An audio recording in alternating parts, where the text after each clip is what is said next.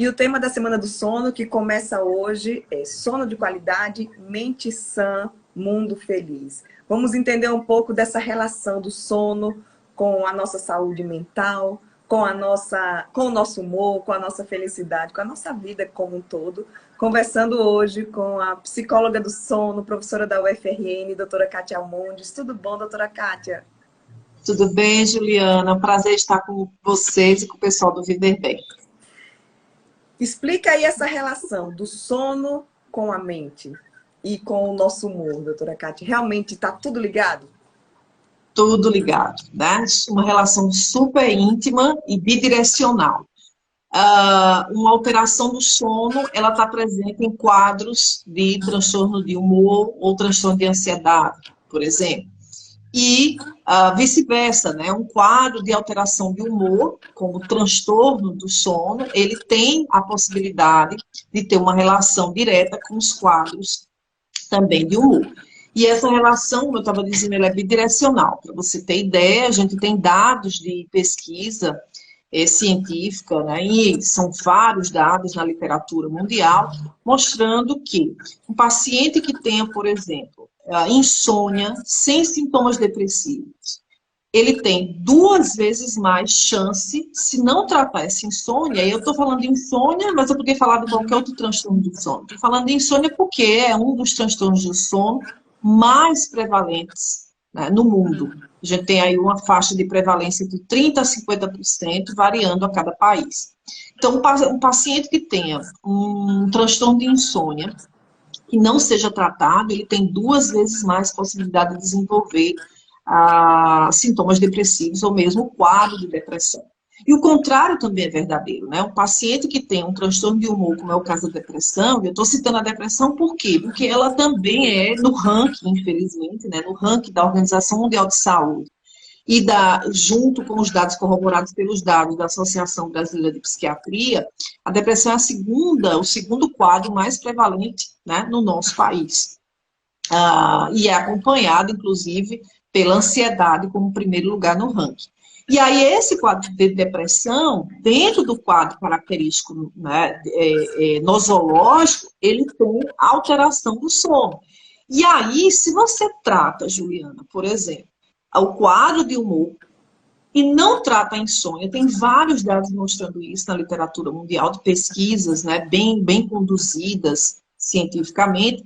Se você não trata a depressão, se você trata a depressão, se você trata a ansiedade e não trata a queixa de sono do seu paciente, essa queixa permanecendo, ela causa reatividade do quadro de depressão ou de ansiedade. A gente está falando disso, como eu dizia, né, porque são os 2 quadros no ranking, não só no Brasil, mas mundialmente, mais prevalentes em termos de quadros psiquiátricos.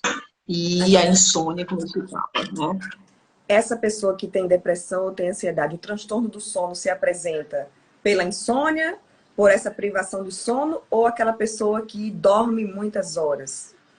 Aí vai depender do quadro, Juliana. Dentro dos transtornos de humor, a gente tem algumas classificações para esse transtorno de humor, né? E aí vários tipos de depressão. E da ansiedade, a gente também tem outras classificações, subclassificações dentro de um quadro maior de transtorno de ansiedade. E aí, da mesma forma, essa alteração de sono, ela vai se manifestar, vai se expressar de acordo com o quadro característico. Então, a gente pode ter, por exemplo, numa depressão maior, que é o quadro que eu estava citando agora há pouco, mais prevalente no ranking, né? Ela pode se expressar como uma insônia de início, dificuldade de iniciar o sono, ou uma dificuldade de manter o sono, o paciente inicia o sono, dorme, e depois tem dificuldade, né, acorda e tem dificuldade de retornar a esse sono, ou esse paciente pode apresentar, por conta dessas alterações e fragmentações ao longo da noite, ele ficar acordando muitas vezes, ele apresentar sonolência diurna excessiva, né, impactando no seu funcionamento diurno. E no quadro da ansiedade, a insônia é muito prevalente, né, nessa relação com a ansiedade. Ela parece mais frequente. Doutora Kátia, e quem não tem nem o transtorno, nem a depressão, nem a ansiedade diagnosticado, e também não tem um transtorno mental, mas às vezes, pela rotina do dia a dia, precisa passar por essa privação do sono. essa privação, seja em virtude do trabalho, seja em virtude de alguma mudança na logística da rotina, ela também pode terminar prejudicando aí a saúde mental e desencadeando um transtorno? Achei interessante você utilizar a palavra precisa passar por uma privação de sono, né? Na realidade, nós somos levados, de acordo com a nossa rotina, como você bem citou, de acordo com os nossos horários de trabalho, nossas demandas inúmeras, né, durante o nosso dia, que é uma sociedade que funciona com um padrão muito mais de 24 horas de plena atividade, de impulsionamento à produtividade sem fim, né, gerando Ainda mais inclusive com a aquela perspectiva. tecnologia agora, né? Que aí qualquer hora você está trabalhando. Isso, que é esse estímulo, né? A mega produtividade, a despeito de você respeitar o seu ritmo biológico, que o sono é um ritmo biológico, é importante ser dito isso, né?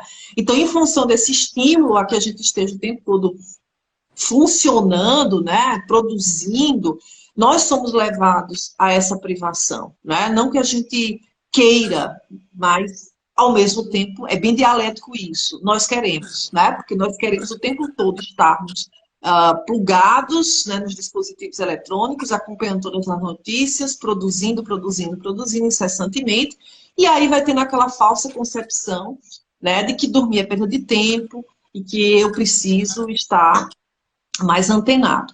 E aí, o resultado disso é a privação, tá? Então, muitos querem essa privação, por isso que a tua frase assim, foi bem interessante, né? Nós precisamos nos privar do sono. E aí eu queria corrigir, porque assim, de um lado a gente tem pessoas que de fato escolhem essa privação de sono em função dessa alta performance, dessa alta produtividade. Mas nós também temos outras pessoas que são levadas a ter privação de sono exatamente em função dos horários, dos conflitos temporais, né, das inúmeras demandas, e acaba cada vez mais reduzindo a nossa duração de sono e levando a essa privação de sono. E, consequentemente, a gente também vai ter alteração de humor, né? Não, a gente pode até ter, como repercussão maior, um quadro, né, na sequência, como o que a gente falava, um quadro de transtorno de humor, um quadro de transtorno de ansiedade generalizada, por exemplo, um transtorno de estresse pós-traumático, como a gente viu muito nesse contexto pandêmico, mas, né, em geral, a gente tem alterações de imediato, como irritabilidade. Você não dormiu uma noite adequada de sono, você já fica irritado, você perde a atenção, você sofre de concentração, você tem prejuízos, que a gente chama de prejuízos neurocognitivos, que estão muito associados também ao humor, né? Você fica mais desatento, como eu citava, você tem prejuízos de memória, você fica mais... Você pode apresentar labilidade emocional, que assim, uma hora você está bem, sorrindo, daqui a pouco você está irritado, daqui a pouco você está choroso, né? E você não consegue entender o que está acontecendo com você e tem relação com a sua privação do sono.